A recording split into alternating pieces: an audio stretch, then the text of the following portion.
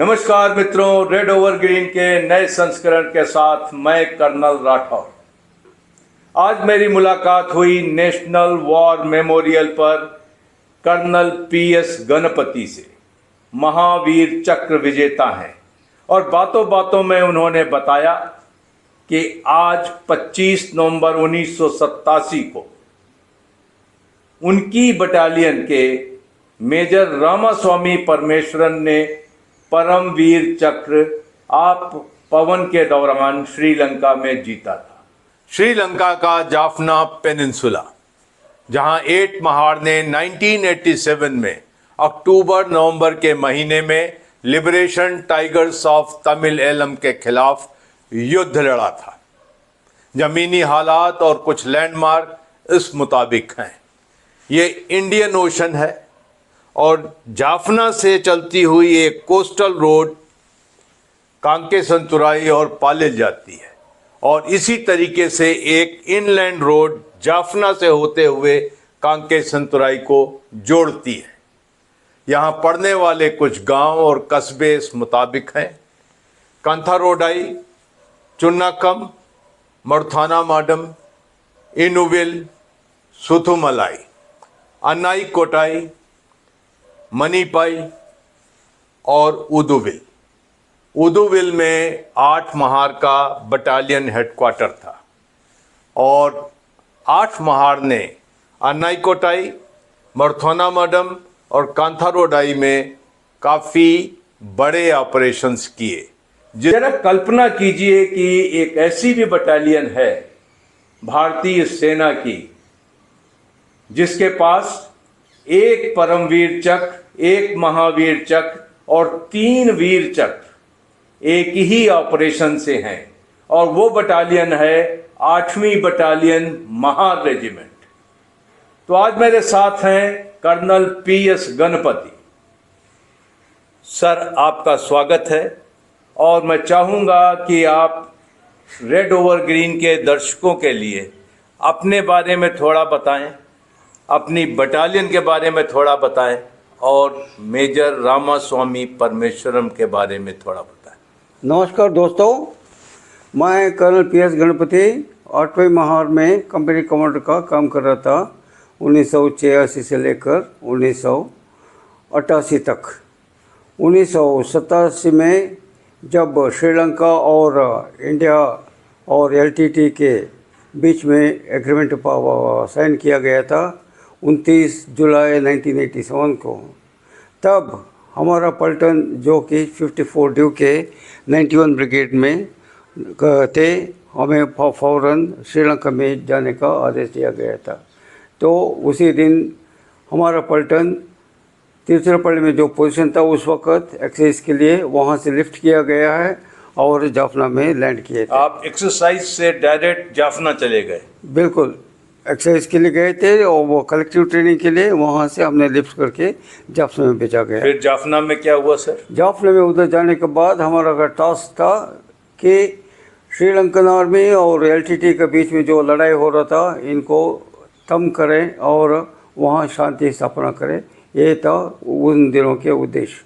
हमारा काम ये था कि श्रीलंका में LTT वालों को कन्विंस करके उनका हथियारों को जमा कराएं, उनको सरेंडर कराए। ये था हमारे लिए काम। तो जुलाई से लेकर अक्टूबर तक हम कोशिश करते रहे LTT के साथ मेल मिलाप करके। श्रीलंकन आर्मी तो बैरक में चले गए थे, लेकिन LTT जो थे वो तैयार नहीं थे कि हथियारों को जमा करने के लिए। और सर, कौन जानता था कि एक दिन इंडियन आर्मी और LTT आमने सामने होंगे? किसी वही हुआ? किसी को पता नहीं था उस वक्त हमारा उद्देश्य था यही, उनका हथियारों को सरेंडर कराना है, उनको लड़ाई से पीछे हटाना है। ओके। लेकिन उन्होंने माना नहीं। ब्रोकन वेपन्स, अनसर्विसेबल वेपन्स, उन सब को लाके इन्होंने हमारे पास जमा किए थे। लेकिन बाद में ऑपरेशन के दौरान ये पता चला था सारे सर्विसेबल वेपन्स को इन्होंने ग्रीस करके मिट्टी के नीचे दबा के रखे थे या तो पानी के कुएं में दबा के रखे थे। जब ऑपरेशन का टाइम आया वो सारे बाहर निकाले इन्होंने। फिर क्या हुआ सर? तो फिर अक्टूबर के वक्त जब लड़ाई छिड़ गई तो उस वक्त फिर हमें काम दिया गया था। अक्टूबर 1987 war was out by 11th और 12th एक पैरा बटालियन और सिक्केलाई जी हाँ, सिक्केलाई जो था जाफना यूनिवर्सिटी में लैंड करना था 13 सिखल है। 13 सिक्केलाई। तो कम्युनिकेशन का कोई लैप्स का वजह से हमारा खबर ये इनका इरादा पपालते से एलटीटी को पता चल गया और इंतज़ार में बैठे थे 13 सिक्केलाई का लैंड करने का। जाफना यूनिवर्सिटी के ऑपरेशन इतिहास के पन्नों में दर्ज है वाकई, जहां 13 सिखलाई की एक प्लाटून को बहुत नुकसान उठाना पड़ा था। सर फिर क्या हुआ? तो फिर 11 तारीख को हमने कांकेसनतुरई से हमारा पलटन एडवांस कर रहे थे कोस्टल रोड पे टूवर्ड्स जाफना। जी हाँ, जैसे उधर 13 सिक्केलाई का कार्रवाई होना था, हम जाके कोस्टल रोड से जाके उनको सपोर्ट देना था और जाफना के ऊपर हमारा हमला होना था और हमला जाफना को सरेंडर करना था। जी हाँ, तो उस वक्त 12 तारीख के सवेरे कर्नल राठी ने मेरा कंपनी को आदेश दिया। कर्नल राठी आपके colonel CO Rathi Balwant Singh Rathi commanding officer 8 Mahar okay sir, मुझे बुला के आदेश दिया कि अपना कंपनी लेके जाफना की तरफ एडवांस करो और जाफना को सराउंड करो। जी हाँ, तो जैसे मैं वापस आया मैंने कंपनी को ब्रीफ करने लगा। विद इन 10 मिनट्स अगेन मुझे पीछे बुलाया गया और कर्नल राठी ने बोला तुम्हारे लिए जो दिया था हुक्म ये रद्द है, आप आगे नहीं बढ़ेंगे। तो इसके बाद पूरा पलटन एडवांस किया जाफना की तरफ। जाफना से करीब 3 किलोमीटर के पीछे की जगह में जाके हम कंसंट्रेट होकर स्प्रेड आउट हुए और पोजीशन लिए। जी हाँ, दिन भर हम उधर ही रहे 12 तारीख के। उस वक्त हमारे ऊपर दुश्मन की तरफ से एलटीटी की तरफ से small arms fire automatic fire आने लगे। तो इनको हमारे आरसीएल से मोटर से एमएमजी से हमने काउंटर किया। जी हाँ, तो रात के वक्त हमें फिर 6 या 7 बजे के बीच में ये हुक्म दिया गया था कि आप अभी उड़ुल की तरफ एडवांस करेंगे। ओके, हमारा पोजीशन जो जहाँ था अनैकोटे वहाँ से विड्रॉ किया, उड़ुल की तरफ एडवांस किए। सवेरे के 5-6 बजे के वक्त उड़ुल तक पहुँचे और वहाँ पर फिर पलटन को आदेश दिया गया ताकि आगे जो जंक्शन है मारुता मडम जो कि कांकेसनतुरई और जाफना को लिंक करता है उसको कैप्चर करने के लिए। मरुता मडम जहां पर आपने ऑपरेशन किया और महावीर चक्र जीता। वो पहला ऑपरेशन था 13 तारीख की। ओके, जी 13 तारीख सवेरे मुझे 6 बजे फिर कर्नल साहब राठी ने मुझे बताया और बोला कि कंपनी लेके एड्रेस करो, जाके मरुता मडम को कैप्चर करो और ऑक्यूपाई करो। ये 13 तारीख को? 13 तारीख का सवेरे। ओके सर, तो 7 बजे मैं एडवांस शुरू किया। मेरे साथ एक आरसीएल, एक डेटा एमएमजी और एक एपीसीबी था सपोर्ट के लिए। ये आपकी ब्रावो कंपनी के साथ आप? ब्रेव कंपनी डेल्टा कंपनी के साथ। ओके सर, जो मैं ब्रेव कंपनी कमांडर था उस वक्त ब्रेव पिछला लोकेशन से कंपनी को पूरा उठा नहीं सके थे due to lack of transport. जी हाँ, तो उस वक्त मुझे डेल्टा कंपनी का कमांड दिया गया और डेल्टा कंपनी के साथ मैं एडवांस किया, जाके मरुता मडम को मैं कैप्चर किया करीब 11-11:30 बजे के वक्त। ओके सर, उस ऑपरेशन में हमारा पहला कैजुअलिटी हुआ हवलदार पांडुरंग का कफले। वो सेक्शन लेके एडवांस कर रहा था, वो बिल्टिन एरिया का बीच में से हम जाना था। तो काफ़ी डेंजरस पोजीशन था, दोनों तरफ से फायर आ रहे थे। इन सबको न्यूट्रलाइज किए हैं आरसीएल एमएमजी मोटर के द्वारा और जबकि 11:30 बजे हमने मरुता मडम को कैप्चर किया। कितना बड़ा था मरुता मैडम? मरुता मडम से प्रोमिनेंट जंक्शन, सीधा जाए तो उरुमपिराई की तरफ, बाएं की तरफ जाए तो कांकेसनतुरई, दाहिने की तरफ जाए तो जाफना। Okay, prominent junction. जी हाँ, तो एक कस्बा था, टाउन था? टाउन था वो। ओके। टाउन था वो। तो वहाँ जाके हमने पोजीशन ले लिया, वो उधर रहे 15 तारीख तक। और जो ट्रूप्स कांकेसनतुरई से जाफना की तरफ एडवांस होना था वो एडवांस कर दिए। तो इसका मतलब ये था कि हम इसको ना पकड़ते, हमारे फौज जो कांकेसनतुरई में था they are unable to move forward, उनको पकड़ के रखे थे, वो ऑब्स्टेकल डाल के रखे थे एलटीटी वालों ने। ओके, जी। तो 15 तारीख को फिर मुझे आदेश दिया गया तो कंपनी वाले के वापस उड़ुल की तरफ आ जाएं and I was relieved by A company of 5 Madras. Okay, 5 Madras 15 तारीख की रात को आया, मुझे रिलीव किया और मैं मेरा कंपनी लेके उड़ुल पहुंच गया। और आपने ममता मैडम छोड़ दिया और छोड़ दिया। उड़ील चला गया। वो मरता मैडम मैं 5 मद्रास के जो कंपनी आए थे इनको हैंड ओवर कर दिया। ओके। वापस आने के बाद उड़ील में आने के बाद मुझे फिर सीओ से आदेश मिला कि अभी आप अनेकोटे जाएंगे, जो कि पोजीशन में हम 12 तारीख को थे। वापस जाने के लिए मुझे आदेश दिया गया कि वो भी पैदल रात के वक्त। और तो एक ऑफिसर, कितना दूर रहा होगा? It's about 7 kilometres. Okay. Cross country और खतरा तो था ही। खतरा तो था ही। तो फिर रूट चार्ट वगैरह बना के रखे थे डी आर शर्मा ने, कैप्टन डी आर शर्मा। तो उसका मदद से इन्होंने लीड किए, मैं पीछे की तरफ से कंपनी को मुँह कराया। ओके। मुझे टास्क ये था कि अनेकोटे जाके, my location is known as milestone 3, और जंक्शन के ऊपर हमारा कंट्रोल एस्टेब्लिश करना था और एक फॉर्म बेस बनाना था। इसलिए कि 41 इन्फेंट्री ब्रिगेड जो लखनऊ में था, जी हाँ, वो आके हमारे साथ लिंकअप करना है और आगे जाके जाफना की तरफ इनको एडवांस करना है। तो इरादा ये था कि शाम की 5-6 बजे तक, यानी 12 घंटे के बाद, 12 घंटे तक मैं उधर रहा और वो पोजीशन में रहना है और इनको लिंकअप करके आगे का क्लियर करके से आगे के भेजने के बाद I was to withdraw back to Woodville. Okay. तो ऐसा हुआ कि जैसे मैं माइलस्टोन 3 के पास पहुंचा, काफ़ी तादाद में मेरा पर फायर आया पिछले की तरफ। मेरा कंपनी का एडवांस जा कर रहा था, वो कोस्टल रोड जो था पहले, जो हमने 11 तारीख की रात को एडवांस किया था, वहाँ से एक डिटैचमेंट आ रहा था हमें फॉलो करके। तो हमारे MMG डिप्लाई करके इनके ऊपर फायर डालने के बाद उनको भगा दिया। तो जाके माइलस्टोन 3 को पकड़ लिया हमने 16 तारीख इस वक्त सवेरे के 10-11 बजे। जी हाँ। उधर से फिर रास्ते का अक्रॉस जो पोजीशन था, एक डिप्रेशन था, वो एरिया को रेकी करने के लिए मैं और एक सिपाही लेकर आगे गए। ओनली 2 जस्ट रास्ते के बंद में जाके गए, आगे की तरफ एडवांस किया और ऑब्जर्व करने लगे। तो दिस सिपाही was shot bye AK-47। I did not even here the sound. I asked him to lay position with his LMG and open fire. So even while he was aiming, suddenly his went down on the LMG. Okay. तो मैं क्या हुआ देखा तो इसका head सिर उठा के देखा तो अपना गर्दन से खून आ रहा था। जी हाँ।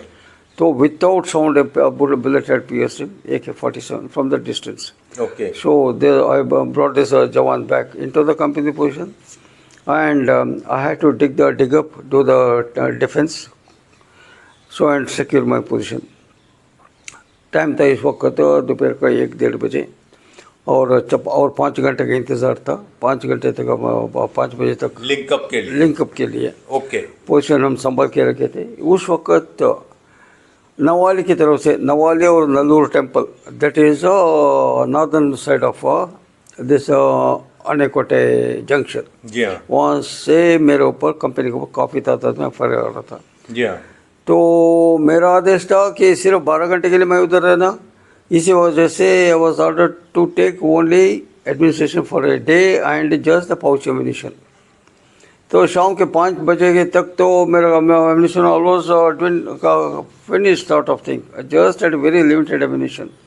तो शाम क्या एलटीटी आपको एंगेज कर रहा था? एंगेज कर रखा था जब से ये आपके साथ जी, सवेरे से लेकर शाम तक आपका एंगेजमेंट जारी था? टोटल एंगेजमेंट जारी रही। ओके। तो इस वक्त मैं फायर सपोर्ट मांगा था। उस वक्त आर्म्ड हेलीकॉप्टर ऊपर से आए थे। दिन के वक्त काफ़ी सारे उनको ऊपर फायर डाला, उनको कंट्रोल करके रखे थे। लेकिन जैसे अंधेरा होने लगा, there after this armed helicopter operation was not possible. So 6 बजे का वक्त मैं सीओ से बात किया और पता किया कि 41 इन्फेंट्री ब्रिगेड का क्या खबर कब आ रहा है। हाँ। तो इन्होंने बोला नहीं, अभी तक इन्होंने टेक ऑफ भी नहीं किया है लखनऊ से।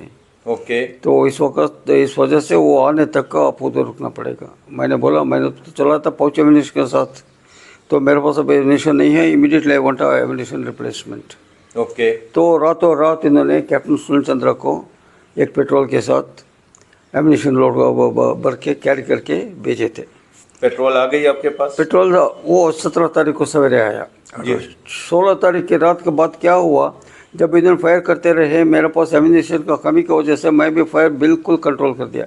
जी हाँ। वो फायर करते रहे अपना पोजीशन में, आप दबे बैठे रहे, सिर्फ तक ऊपर उठाने का नहीं, क्योंकि मेरा प्रोडक्ट करने के लिए एमिनेशन नहीं था मेरे पास, जी हाँ। सिर्फ only had to ensure the safety of my company the man.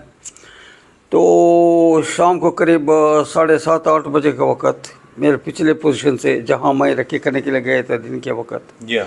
2-3 जवान आए LTT वाले, हाँ। बड़ा पावरफुल टॉर्च लेके देखने के लिए कि इनका कंपनी में इंडियन आर्मी का जवान कितने हैं, क्या है। जब इन्होंने देखा कि दिन के वक्त हमने फायर नहीं किए, वो सोचा था शायद हम सारे मर गए होंगे, मर गए या छोड़ के चले गए। छोड़ के चले गए, वन ऑफ दैट। जी तो हाँ। मैंने बोला, सबको बोला कि कोई फायर नहीं खोलेगा, जो भी करना है आखिर मैं खुद करूँगा जब नज़दीक आएंगे।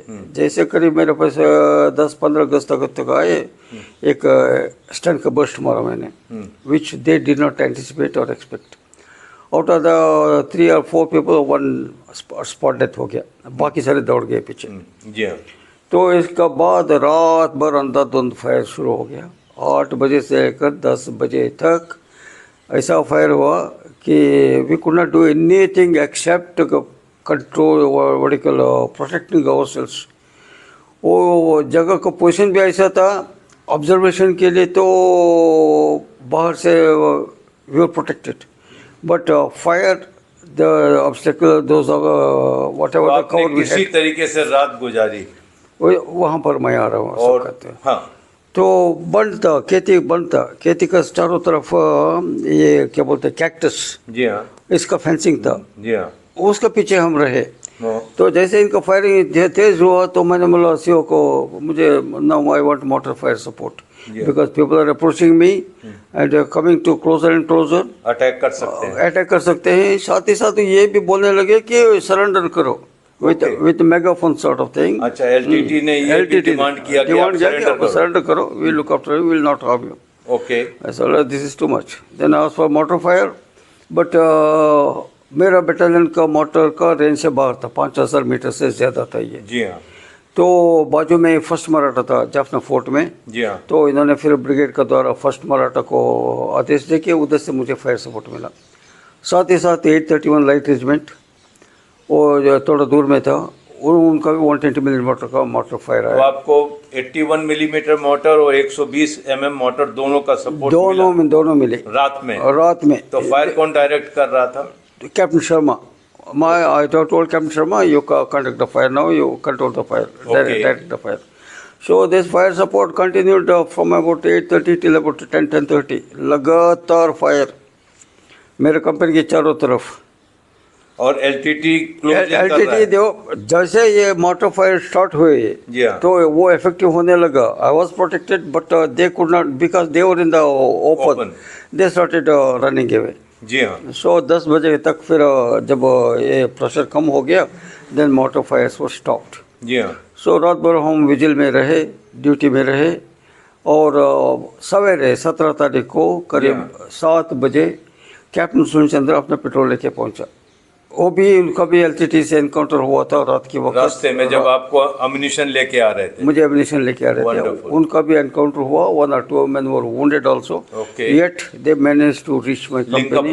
लिंक अप हो गया 7:30 बजे। अभी आपकी कंपनी का क्या हाल था पूरी रात की एट्रिशन में? तब तक I had lost about 4 men.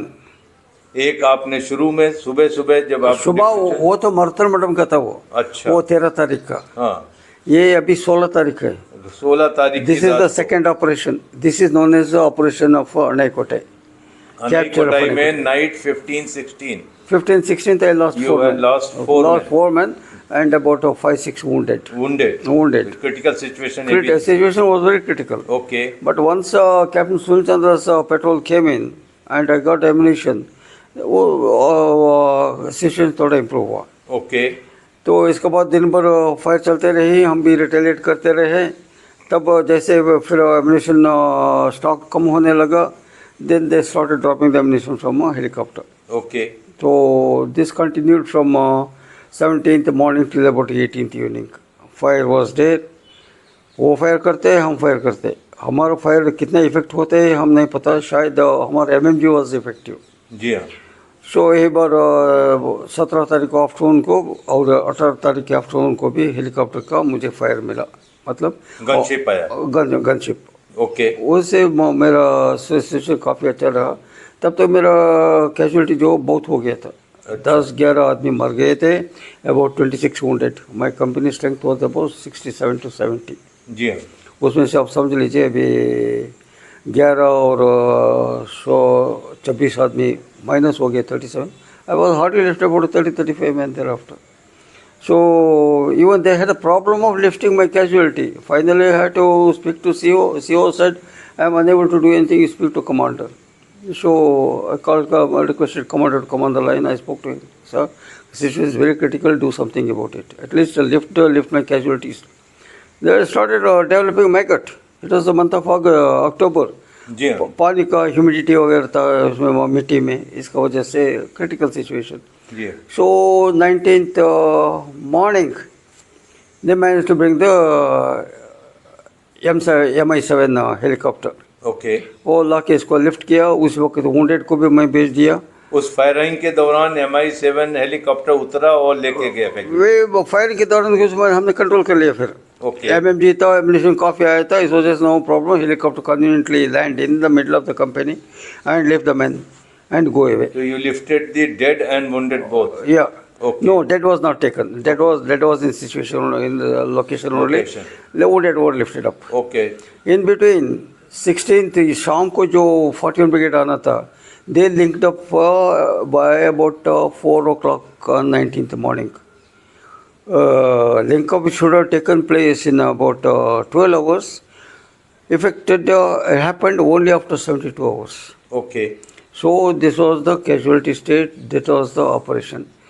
So once Brigadier Manjit came with his brigade troops, in between before that 16-6 and Raj Rip, Yeah. they had tried to come and link up with me on 17th and 18th night. Raj Rif ने आपके साथ linkup करने की कोशिश किया था, 16 सिख ने भी किया था, दोनों फेल हो गए। अभी क्या होता है इसके बाद? उसके बाद फिर commander himself brought a company, 2 companies of Rajreef and he advanced। जी हाँ बात ऐसा है, फिर इन्होंने ये राजरीफ 41 ब्रिगेड की थी? 41 ब्रिगेड का था। ओके तो फिर जब पलटन से नहीं हुआ तो commander himself led the troops, he came and linked up with me. Brigadier Manjeet वो लेके आया फिर then he proceeded for the to Jaffna. By then LTT का भी फायर का असर कुछ काफ़ी कम हो गया था। जी हाँ and bye afternoon 510 or 410, one of those battalions came and linked up with me. जी हाँ But then this LTT position was also cleared, and I lifted the position and took it to the depth where I could protect myself better. Okay This is the operation of Anaikote. जी हाँ For these 2 operations, I was awarded Mahavir Chakra. Naturally sir आपने एक ऐसी leadership दिखाई कि जब ammunition नहीं है और कंपनी लोकेलिटी में कैजुअलिटीज़ पड़ी हुई हैं और क्रिटिकल सिचुएशन है, अननोन जगह में आपने डिफेंस लिए, डिफेंस भी नहीं है Defense भी नहीं है, the holding of the firm base. और उसके बीच में कंपनी को रैली अप करना और जवानों का मोराल बना के रखना और हायर हेडक्वार्टर से बात करके कांटेक्ट में रहना बहुत बड़ी चीज़ है। तो इस ऑपरेशन के लिए आपको महावीर चक्र प्रदान किया गया। Yes, sir. बहुत ही शानदार सर। इसके बाद क्या हुआ? इसके बाद फिर company delta company was pushed into the back. We were in the safer place. Delta except we were doing the casualties हुई थी? जी डेल्टा कंपनी की कितनी casualties? casualty 11 dead and 26 wounded. Around 37. Thereafter I was given the troops from platoon from other company. My own Bravo company से एक platoon आया, फिर वो link up करके फिर reinforcement was received. Ji Now I got to tell you something more about this PVC, Major Ramaswamy Parameswaran. 24 तारीख नवंबर 1987 को जब मैं 8 महार का ऑफिसरिंग कमांडिंग ऑफिसर का काम कर रहा था, उस वक्त मुझे ब्रिगेड कमांडर ब्रिगेड जेके रैली से हुक्म मिला कि एक पेट्रोल कंटरोदय गांव में भेजें, जहां पर धर्मलिंगम का घर में काफ़ी एलटीटी लोग आने वाले हैं और एम्यूनिशन का कंसाइनमेंट आने वाला है। उस समय बटालियन हेडक्वार्टर कहाँ था 8 मार का? 8 Mahar battalion was in Woodville. Woodville. Woodville से Control is about 3 kilometers distance, neighboring village sort of. Okay. तो उस आदेश के अनुसार मैं फिर कैप्टन डी आर शर्मा को पेट्रोल के साथ भेजा और उधर से खबर हासिल करने के लिए आदेश दिया। जो कैप्टन शर्मा शाम के 7 बजे गए थे और 10-11 बजे तक लौट आए और बोले कि काफ़ी हरकत हो रहा है, ये छोटा पेट्रोल से नहीं चलेगा, शायद लार्जर पेट्रोल भेजना पड़ेगा। जी हाँ। तो उस वक्त फिर मैंने alpha company commander major Ramaswamy Parameswaran को बुलाया और इनको आदेश दिया कि ज़्यादा तादाद लेकर आप कंट्रोल की तरफ जाएं और धर्मलिंगम के घर के चारों तरफ फैल जाएं। ये धर्मालिंगम कौन था? कोई एलटीटी का सिंपैथाइजर था क्या है, या इलाके का कोई बड़ा आदमी था? वो इलाके का बड़ा आदमी था। जब अगर इसका घर में अगर एम्यूनिशन आके स्टॉक होना है, नेचुरली ही इज़ एलटीटी सिंपैथाइजर। ओके। तो मेरा इरादा था कि वो इसको पता करे कि कितना लोग है, क्या एम्यूनिशन क्या है, पता करे, शायद इन सबको पकड़े। जी हाँ। तो रात भर वो कंपनी उधर जो नफरी पेट्रोल गया था रामस्वामी परमेश्वर के साथ घर के चारों तरफ फैला के बैठे थे, ऑब्जर्व कर रहे थे। जी हाँ। लेकिन सवेरे के वक्त कोई हरकत नहीं दिखाया गया, क्योंकि मैं लगता है कि कैप्टन शर्मा का जाने का और मेजर रामस्वामी परमेश्वर जाने के बीच में ये शायद पेट्रोल उधर से निकल गया होगा। एलटीटी को पता चल गया होगा कि, और शायद मैंने सोचा कि निकल गया होगा, जबकि जैसा कि सवेरे मुझे पेट्रोल का इनके इन्फॉर्मेशन मिला रेडियो पर। लेकिन जब रामस्वामी परमेश्वर का पेट्रोल वो कंट्रोल से वापस लौट के आ रहे थे, they were ambushed en route. Okay. हाँ, कोकोनट ग्रोव में। तो जब major Ramaswamy Parameswaran battalion headquarter की तरफ वापस आ रहे थे तो इनको एम्बुश कर दिया। उनको एम्बुश कर दिया गया। तो उसमें काफ़ी क्लोज क्वार्टर बैटल का भी हुआ उस वक़्त। हमारा भी 1-2 कैजुअलिटी हुए शुरू में और उनका भी कुछ कैजुअलिटी हुआ। लेकिन एक दुश्मन का एलटीटी का फायर रामास्वामी का परमेश्वर का चेस्ट में लगने से थोड़ा ब्लीडिंग शुरू हो गया और ब्लीडिंग शुरू होने के बावजूद भी वो अपना ट्रूप्स को एनकरेज करते रहे और अपना ऑपरेशन लीड करते रहे और 2-3 लोगों को इन्होंने मार गिराया। लेकिन ज़्यादा ब्लीडिंग होने के कारण से रामस्वामी परमेश्वर वहाँ पर ही उनका देहांत हो गया। लेकिन इस ऑपरेशन का फ़ायदा ये हुआ कि उनका हमें जो दुश्मन एलटीटी ने कलेक्ट किया था उधर हथियार और एम्यूनिशन वगैरह, इसको हम कब्जा करने में हम सक्सेस हो गए। जी हाँ। तो दोपहर के 11:30-12 बजे तक बॉडी को मेजर रामस्वामी परमेश्वर की बॉडी को बैटलियन क्वार्टर्स में लेके आया गया और उसके बाद दोपहर के बाद बॉडी को चेन्नई में हमने भिजवा दिया। ये था ऑपरेशन। ये इतना ज़्यादा तादाद में एम्यूनिशन और आर्म्स पकड़ने के कारण से उनका एलटीटी का काफ़ी सारा नुकसान हुआ। इसका वजह से हमने कमांडर साहब से बात करके इनको साइटेशन लेके बेचा है अवार्ड के लिए। तत्पश्चात उनको वीरता पुरस्कार के लिए एक गौरवशाली क्षण होता है कि आप किसी वीर की साइटेशन लिखें, और कर्नल पीएस गणपति को ये गौरव मिला, सम्मान मिला कि वो मेजर रामास्वामी परमेश्वरन का साइटेशन लिखें और उसी साइटेशन के बिना पर उन्हें कृतज्ञ राष्ट्र ने परमवीर चक्र से सुशोभित किया। लीडरशिप का अगर असली इम्तहान तब होता है जब चीज़ें आपके प्रतिकूल हों, जब चीज़ें आपके तरीके से न जा रही हों, और यही हुआ मेजर पीएस गणपति के साथ, जिसे हायर हेडक्वार्टर एक केक वॉक समझ रहे थे कि वहाँ जाएंगे, लिंकअप करेंगे और वहाँ से हट जाएंगे। ऐसा नहीं हुआ। वहाँ पर एलटीटी का बहुत बड़ा विरोध सामना करना पड़ा और उन कठिन परिस्थितियों में जब मेजर पीएस गणपति ने अपनी अल्फा कंपनी को कमांड किया, तो वो एक चीज़ है जहाँ के लीडरशिप का असली इम्तहान सामने आता है। और मुझे बड़ी खुशी है कि मैं एक ऐसे परमवीर चक्र बटालियन से ताल्लुक़ रखने वाले ऑफिसर के साथ बैठा हूँ जिन्होंने स्वयं ऑपरेशन पवन में महावीर चक्र जीता। आज के लिए सिर्फ इतना, बहुत जल्द मुलाकात होगी, तब तक के लिए जय हिंद।